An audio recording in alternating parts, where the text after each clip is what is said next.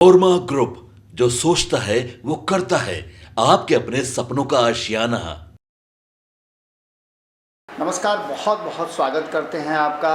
जैसा कि हम लगातार आपको बता रहे हैं कि बिहार में और बिहार की राजनीति जिस तरह से देश में दो राज्यों के चुनाव परिणाम आए हैं, उसके बाद से चर्चाएं ज़बरदस्त हो गई। इन चर्चाओं को लेकर के हमने आपको कई बार कई तरह की बातें बताई हैं। जो जो छन छन करके आ रही है राजनीतिक गलियारे से, वो तो हम आपको बता ही रहे हैं, लेकिन आपको एक महत्वपूर्ण बात बता रहे हैं कि हरियाणा में मोदी मैजिक या कुछ और, इस बात को लेकर के अब चर्चा ज़बरदस्त हो गई है।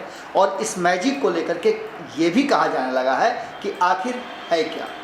2014 से लेकर के 2024 तक नरेंद्र मोदी का जो शासनकाल रहा है और भारतीय जनता पार्टी ने जिस तरह से स्टीयरिंग अपने हाथ में रख करके जिस तरह सब कुछ हैंडल किया है, उसको लेकर के संशय की स्थिति बन गई थी। इस बार के चुनाव में परिणाम आने के बाद ये कहा जाने लगा था कि नरेंद्र मोदी कमज़ोर हुए हैं, लेकिन हरियाणा के चुनाव परिणाम के बाद एक बार फिर से ये बात पक्का हो गई है और इस पर मुहर भी लग रही है। चर्चाएं खूब हो रही हैं कि विपक्ष एकजुट नहीं हो सकता। यानी कि जो चर्चा इस बात को लेकर के थी कि नरेंद्र मोदी की सत्ता केंद्र में हिलडोल रही है और विपक्ष धीरे धीरे मजबूत हो रहा है, बात वो नहीं है।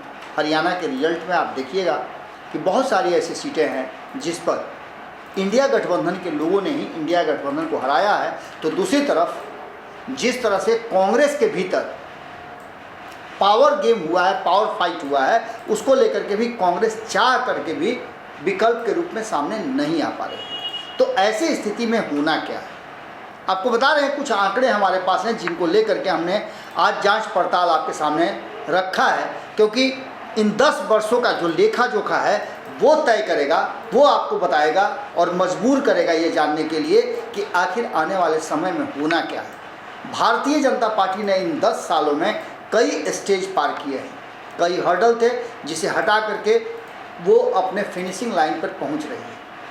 भारतीय जनता पार्टी ने ये बात जब कही थी तो नीतीश कुमार को बहुत बुरा लगा था कि छोटी पार्टियां या तो विलय हो जाएंगी या विलीन हो जाएंगी। आज परिस्थितियां बिल्कुल वही है। हरियाणा में आपने देखा कि जो भी क्षेत्रीय पार्टियां थी वो लगभग समाप्त हो गई हैं।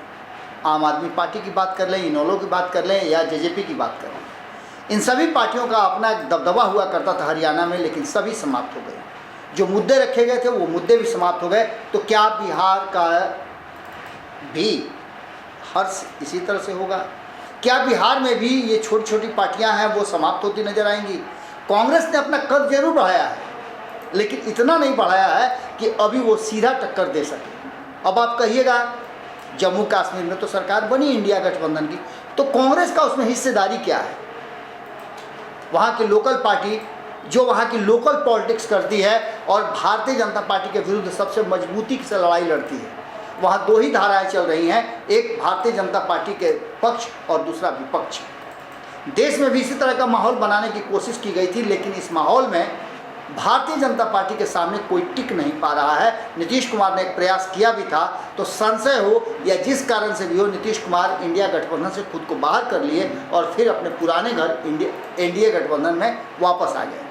अब जो आगे की कहानी है उसमें हमारे पास जो आंकड़े हैं, उसमें जब सत्ता संभाला था 2014 में भारतीय जनता पार्टी के तरफ से जो उम्मीदवार बनाए गए थे नरेंद्र मोदी, तो उस समय भारतीय जनता पार्टी 5 राज्यों में अपना सीएम रखे हुई थी। यानी कि 5 राज्यों में उसकी सरकार चल रही थी और 2 राज्यों में वो सहयोगी दल के रूप में सरकार में शामिल थी, यानी 7 राज्यों में सरकार थी।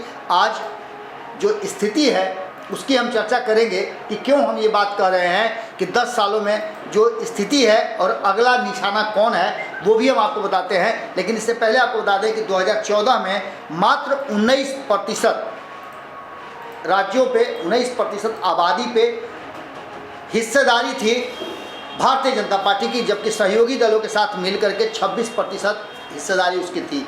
अभी जो वर्तमान परिस्थिति बनी है उसमें हरियाणा में चुनाव जीतने के बाद भारतीय जनता पार्टी 2% आबादी पर अपना आधिपत्य जमा चुकी है, जबकि जम्मू कश्मीर में देश की 1% आबादी है जिसका चल रहा है सब कुछ।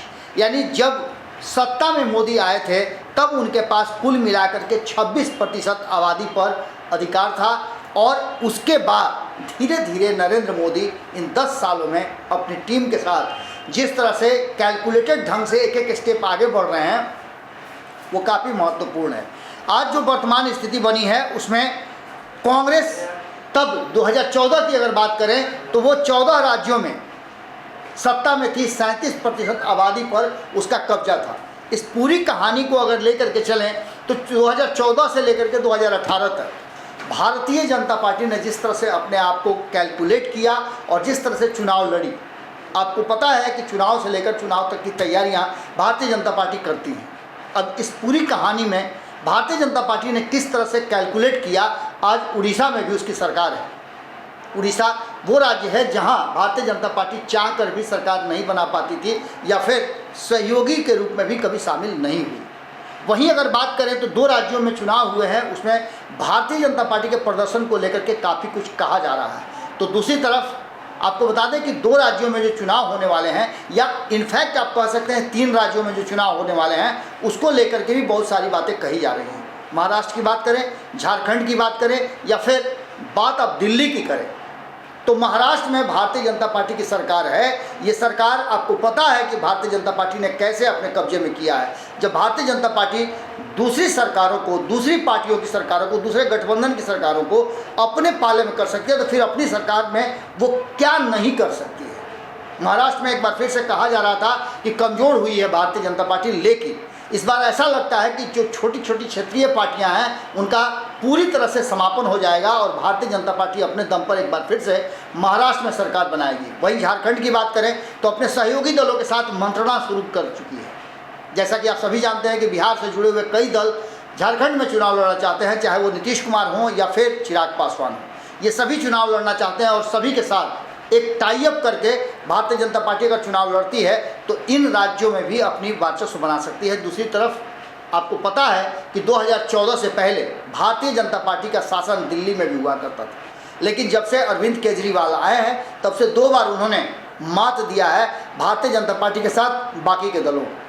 अब इस पूरी परिस्थिति में जो वर्तमान स्थिति है उसमें अभी जो स्थिति है उसमें 11 राज्यों में भारतीय जनता पार्टी के मुख्यमंत्री हैं तो 7 राज्यों में वो सहयोगी दल के साथ सरकार चला रही है।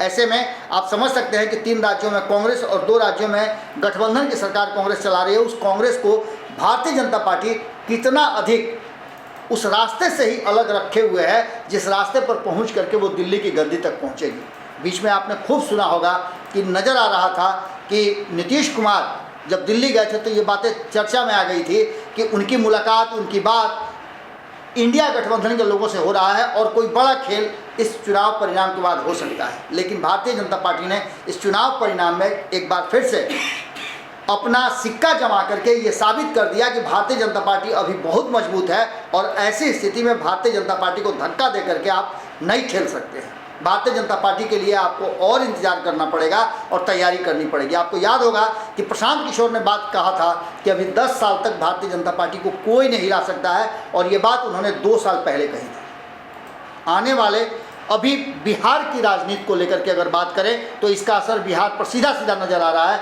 और नीतीश कुमार जिस तेज़ी से कमज़ोर हो रहे हैं, तबीयत खराब हो रही है उनकी, उसको लेकर के भारतीय जनता पार्टी को ऐसा लगता है कि थोड़ा और इंतजार कर लीजिए, क्योंकि बिहार भी जिस तरह से उड़ीसा उसके हाथ में आया वैसे बिहार भी उसके हाथ में आ सकता है। चुनाव की तैयारियां चल रही हैं और चुनाव वक्त से पहले होंगे इस बात को लेकर के भी अभी चर्चा चल रही है। लेकिन इन सभी बातों के बीच जो जांच पड़ताल की स्थिति है कि कल तक जो भारतीय जनता पार्टी 10 राज्यों में जब उसकी सरकारें थी सहयोगी के साथ या अपने साथ, तब उसने सत्ता प्राप्त किया था 2014 में और 2024 में आज के डेट में भारतीय जनता पार्टी जस्ट दुगना यानी 100% स्ट्राइक रेट से 21 से 22 राज्यों में अपनी सरकार बनाने में सफल है। ऐसी स्थिति में नरेंद्र मोदी पर जो तलवार लटकी हुई थी कि आरएसएस कोई बड़ा फैसला ले सकता है, उससे भी वो बरी होते हुए दिखाई दे रहे हैं और नीतीश कुमार के साथ जो कहा जा रहा था कि वो नरेंद्र मोदी को हिला देंगे, अब वो स्थितियाँ भी कहीं ना कहीं ठंडे बस्ते में पड़ गई हैं। यानी कि आप इस बात को पूरी तरह से समझ सकते हैं। संपादक नमन मिश्रा जी जो बात लगातार दिल्ली से कह रहे थे कि नीतीश कुमार कहीं नहीं जा रहे हैं, नीतीश कुमार एनडीए के साथ ही हैं। अब चुनाव जिस दिन होगा उस दिन देखा जाएगा क्या होता है, क्योंकि चुनाव जब शुरू होते हैं, घोषणा होती है तो बहुत सारी परिस्थितियां बदलती हैं। लेकिन अभी जो वर्तमान स्थिति है उस स्थिति में भारतीय जनता पार्टी इतनी मजबूत है कि न तो दिल्ली में और न किसी राज्य में उसको हिलाया जा सकता है। आने वाले 4 राज्यों के विधानसभा चुनाव और वन नेशन वन इलेक्शन को भी अंजाम देने के लिए भारतीय जनता पार्टी 2029 की तैयारी शुरू कर चुकी है। जांच पड़ताल में हम आपसे यही विदा लेते हैं। बाकी की खबरें बदस्तूर भारत लाइव पर जारी रहेंगी। बहुत बहुत धन्यवाद। नमस्कार। पनोरमा ग्रुप, जो सोचता है वो करता है। अगर ये वीडियो पसंद आई और वह बिहार के राजनीति और बिहारियत से सरोकार रखेनी तो सब्सक्राइब बटन दबा के चैनल के सब्सक्राइब कर ली। ओजे एगो घंटी बा, ओकरा बटन दबा देला से कुल सटीक और मारक खबर रुआ मुफ्त में मिल जाई। अगर रुआ पत्रकारिता के हमनी के नया प्रयोग में सहयोग कर चाहतानी तो ज्वाइन बटन दबा दी। पेटीएम नंबर नोट कर ली 9386816700। धन्यवाद।